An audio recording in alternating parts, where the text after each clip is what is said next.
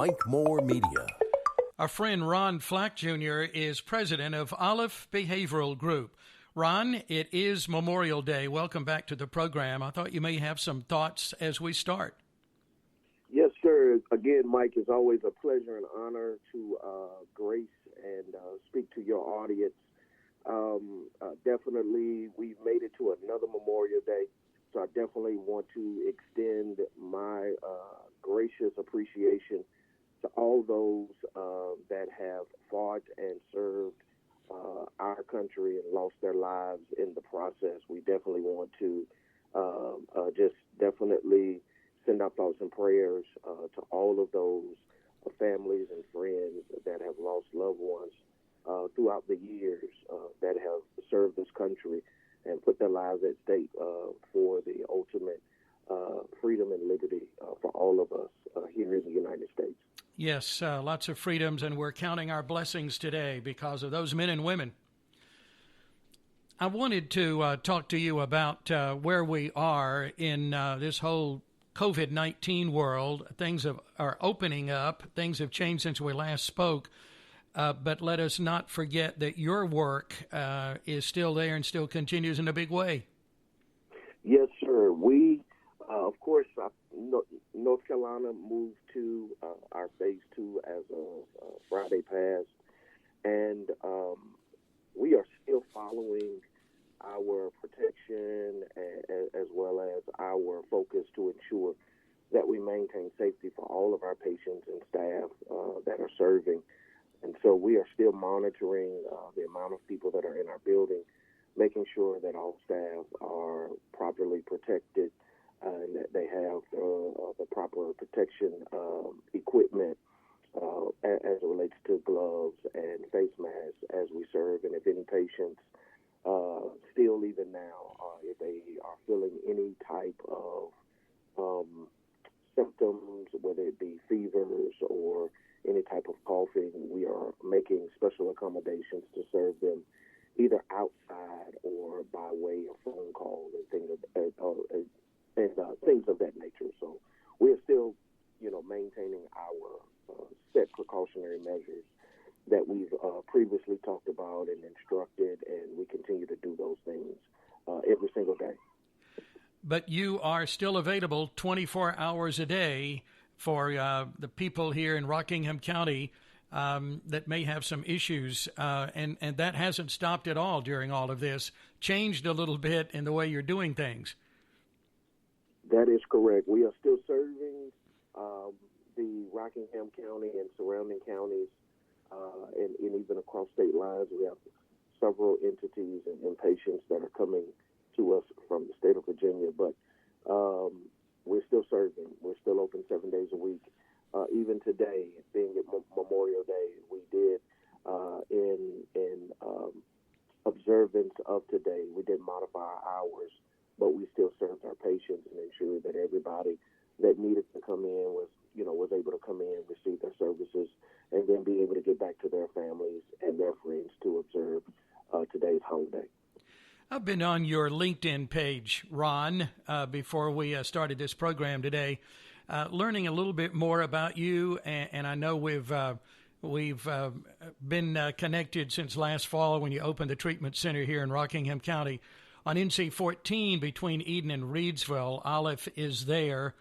But I'm learning more about you because this is something that you have been involved in and passionate about for a long time, Ron, it looks like. Yes, sir.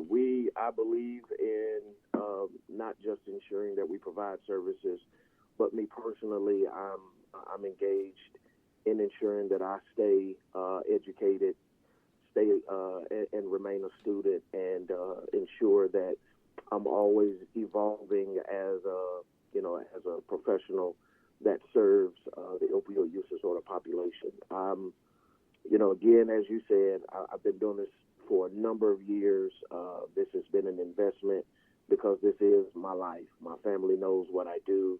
Those that are mentors to me taught me years ago that if you're really going to be engulfed or if you're going to really serve in a certain capacity, specifically in health and human services, you've got to ensure that you pay your dues, and you do that by remaining educated. You put yourself in rooms, not just to be experts, but to be a student. And so I always try to ensure that just as amount of times that I have an opportunity and pleasure to speak to crowds of people about opioid use disorder, I always ensure that I'm also in a room to receive cutting edge information and cutting edge education to ensure that I'm evolving as a professional as well.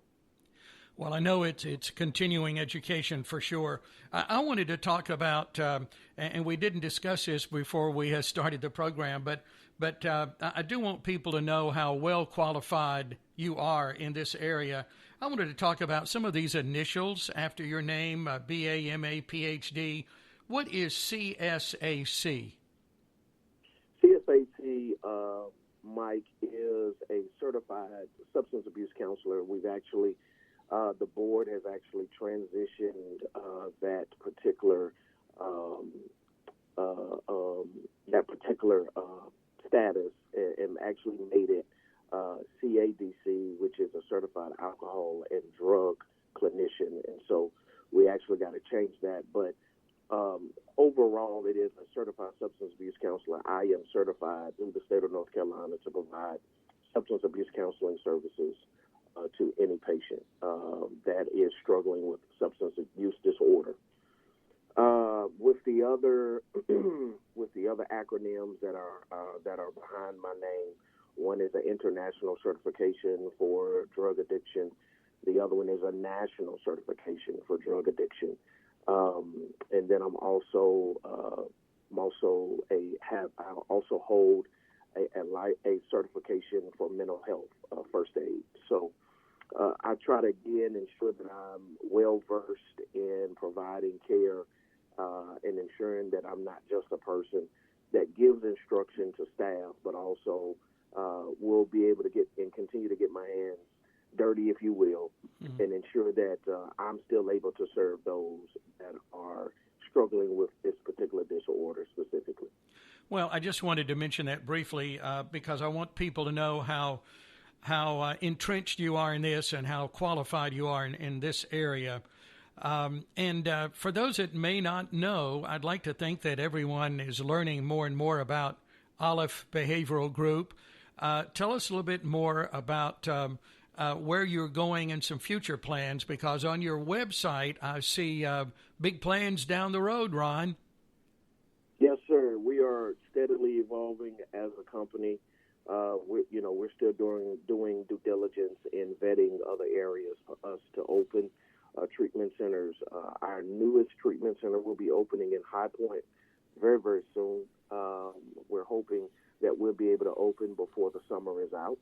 And so we are still, completing the last stages to ensure that we maintain the protocols via state and federally to ensure that we can open and it be a really nice process. Due to COVID-19, it's definitely put some hindrances in being able to complete that process much quicker than what we have desired. But at the end of the day, we know that process will still continue to move forward as it is. And we're still looking forward to that moment to be able to offer those services to that section of Guilford County and abroad. And that's going to be a facility that's offering some things that are not available anywhere else in that area. That is correct. I believe we will be the first opioid use disorder treatment provider that will be offering a fitness area, a nutritionist.